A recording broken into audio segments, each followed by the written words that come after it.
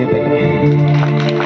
காலையில் இருந்து ஒரு இடத்துல மெசேஜ் பண்ணிட்டு தொண்டை வெத்தி கத்திட்டு வர எதனா தெரிதா இவன் எல்லாம் எருமாடு தூக்கிட்டு வந்திருப்பான்னு நினைச்சிட்டு இருப்பேன். இல்லை மெசேஜ் முடிச்சுட்டு வந்தங்க. அலையில சொல்லுங்க, நான் தட்டி கூட திறக்கலைய மேல என்ன குறை,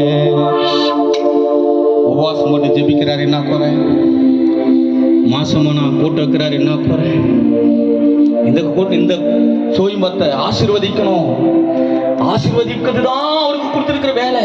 அல்லேலூயா சொல்லுங்க. எங்களுக்கும் வேலை தான், கிராமமா ஓடிக்கொண்டிருக்கிறோம். அல்லேலூயா சொல்லுங்க.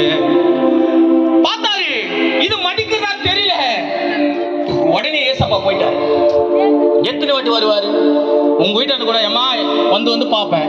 3 வாட்டி வருவேன். சோறே போடலன்னா மறுபடியும் வரணும் உங்க வீட்டாண்ட. ஆனா இயேசு வராரு.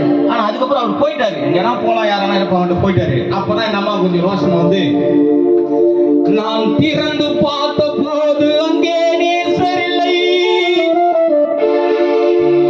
நான் மதிக்காம தூங்கினதால் வந்ததே தொல்லை.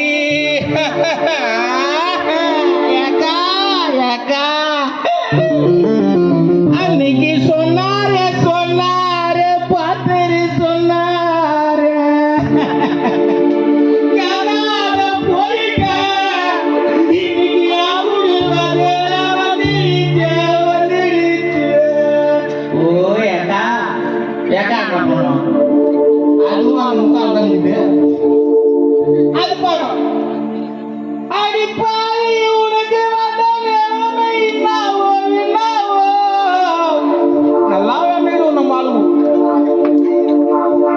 நைட்டு உபவாசம் போட்டு வர சொன்னாரு.